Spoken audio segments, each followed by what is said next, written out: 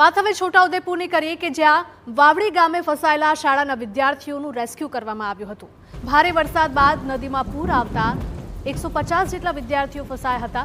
પૂરને કારણે કોઝવે પાણીમાં ગરકાવ થતા આ બાળકો અહીંયા ફસાઈ ગયા હતા। ગામના લોકોએ માનવ સાંકળ રચીને બાળકોને કોઝવે પાર કરાવ્યો હતો। પાણીના ધસમસતા પ્રવાહ વચ્ચે તમામ બાળકોનું સલામત રેસ્ક્યુ પણ કરવામાં આવ્યું હતું અને આ રેસ્ક્યુનો વિડીયો પણ સામે આવી રહ્યો છે।